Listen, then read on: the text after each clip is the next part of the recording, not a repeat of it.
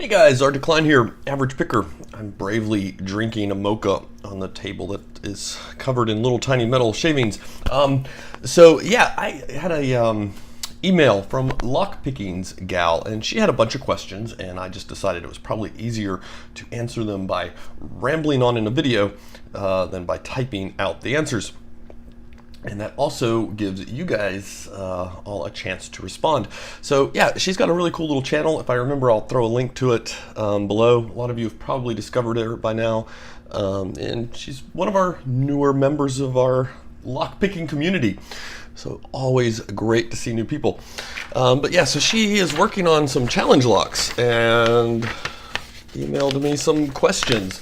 So we're gonna kind of break these down, I guess, into sections and see what we can figure out as far as answers go for her. So her first question basically has to do with construction holes, and those are those little add-on holes that are on one or the other side of most of your residential locks typically.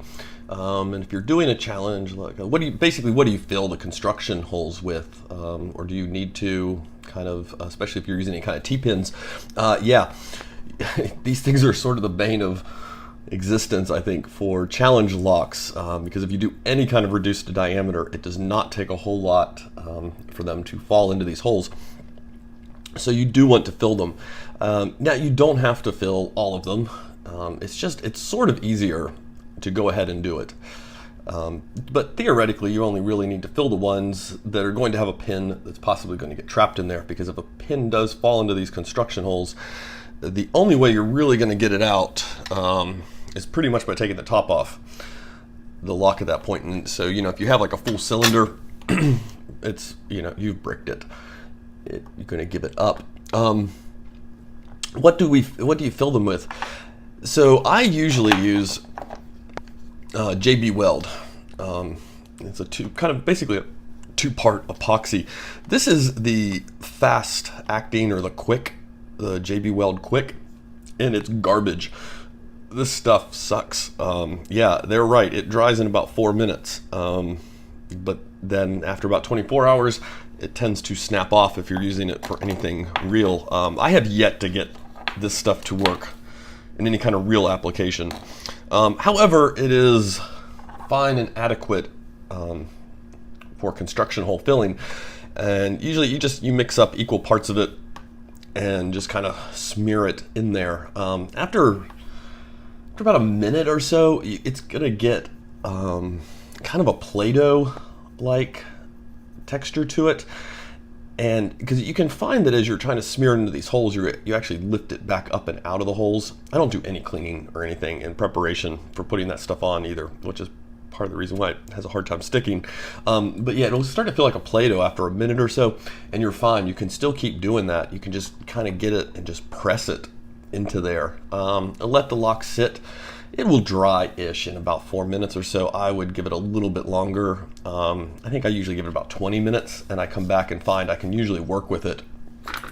And what I typically do is I typically will just kind of scrape it off with a razor blade, so that it's flush with those holes then, any excess that I've gotten. And I'm really pretty sloppy about it. I don't know, I may have one around here somewhere.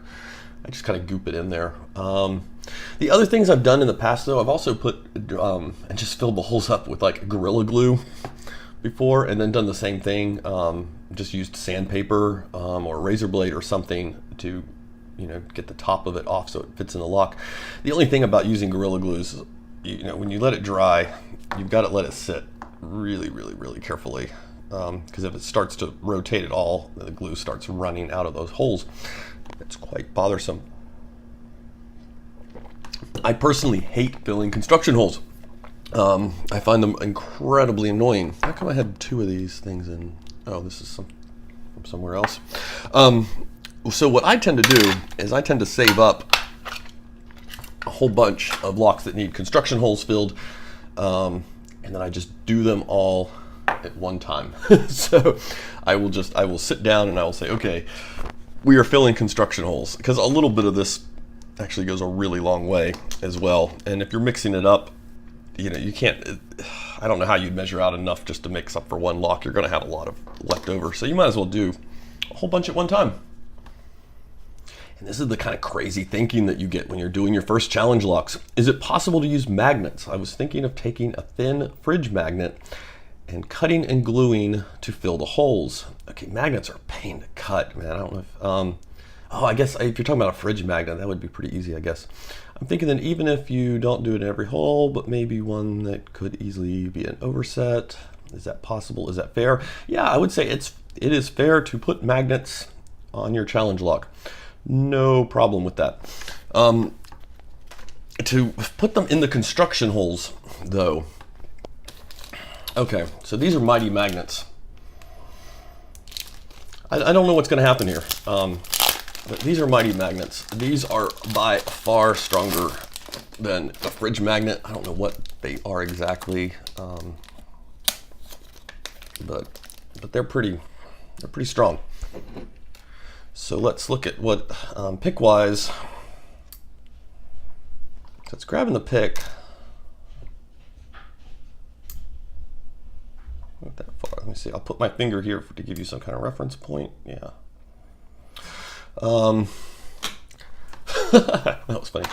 I don't know if it's enough. I figured this is stronger than a fridge magnet. Can I feel its effects through the lock?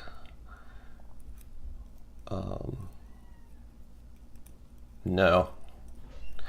So I would say, yes, you could put fridge magnets in your construction holes.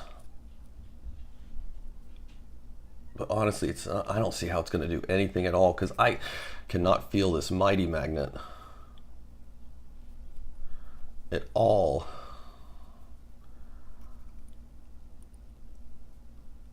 Well, yeah, I can't feel that magnet at all working through that.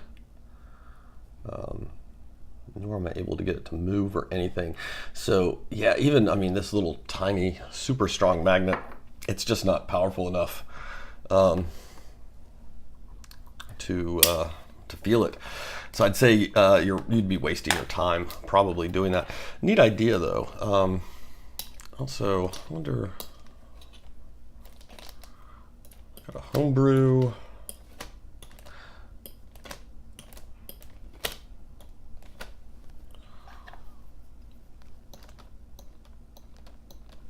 So it definitely grabs this pick. Well, I say definitely, I can't say for sure. It seems to be grabbing this pick a little bit stronger. This is a homebrew. So can I feel it through it? Nope. I wouldn't even know it was there, honestly. So yeah, I don't know about using fridge magnets. Yeah, anything you can get in those holes to fill them, I think is fine. As far as the fridge magnets actually lending itself to inhibiting picking, I don't think it's going to do any good. I'm not sure what the rule was. I'm not sure of any rules with challenge locks except the key must work. Yeah, you're right. That is pretty much it. The key needs to work. That is, at least that is all I look for. I think that is all probably 99% of the community looks for, is does the key work? Now, just to point out, there is a difference in just a general challenge lock and a challenge lock for, say, your lockpicking subreddit belt. I don't know if you're on the Reddit lockpicking or not, but one of the things you do have to do there is produce a challenge lock, and they do have some prerequisites as far as what counts. But otherwise, I mean, you could, if you're not going by that, you could just make a challenge lock that has one spool pin in it. And technically, if you put that spool pin in there yourself and you've got a working key for that lock, that's a challenge lock. It's just if you're on the Reddit lockpicking thing, you're not going to be able to, that wouldn't count. You're going to have to shape like all 5 pins basically. The other idea was for a challenge lock called Broken Tooth. The name might be taken, I don't know. It doesn't matter. I am sure we have, I mean, there's, a lot of number 2 challenge locks floating around out there too. Yeah, so don't worry about the name. That's fine. It'll have lockpicking gals, Broken Tooth on it. There's only one of those. So no problem there, no confusion. I was thinking of either making the keyhole with a broken jagged tooth or a last pin resting on the key made to look like a broken tooth. Are these too crazy to try? I'm not sure. I'm envisioning what you're thinking of. Making the keyhole with a broken, jagged tooth or the last pin resting on the key made to look like a broken tooth. I feel like I'm almost picturing a V-shape pin that's got like a split, if that makes sense. Like you're partially going to split lengthwise a pin, maybe. I'm not sure what you mean by the keyhole, making the keyhole with a broken jagged tooth or the last pin resting on the key made to look like a broken tooth. So I will tell you this much though. I don't think I understand the question really that much, and I apologize for that. But as far as the key pins go, you want to be careful what you do to the portion of the key pin that interacts with the key, all right? So, we're talking about in the lock, it riding up and down here. So that part there, that part usually has a taper on it of some sort, or a bevel. And the reason it has that is so that it more easily rides up and down the bumps on the key. And especially if you're getting into extreme cuts, like it really needs that. And manipulating that portion of the key can throw the whole thing off. It's very easy to make it so that the key just simply does not work. You'll see this sometimes because people will swap either accidentally when they're putting a lock back together, or sometimes when they're doing a build, and they will use a driver pin for a key pin.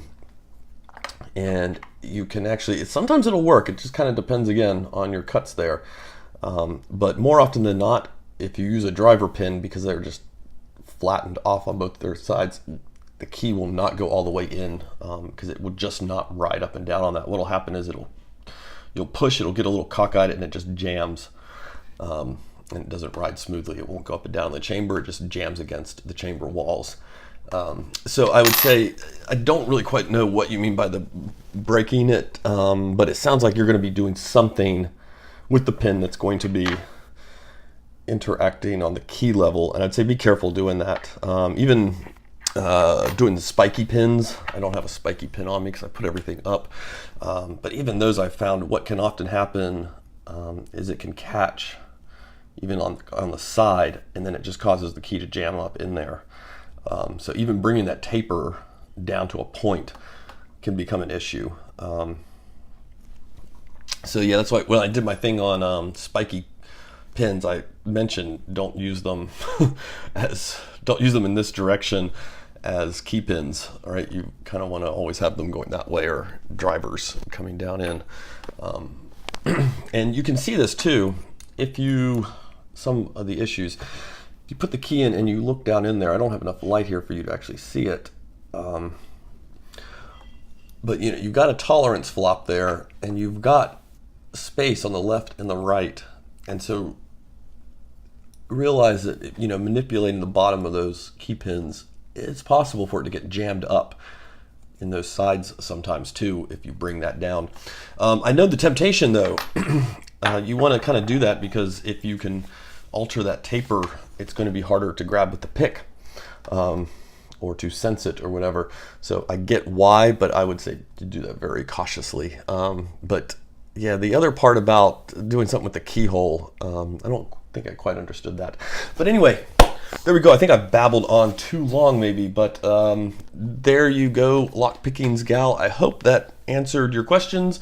I hope that was semi-interesting to the rest of you. And if you have any other input, everyone out there, I'm sure she'll be reading the comments. So yeah, leave a comment for her and help her out building her challenge locks. All right, guys, have a good one.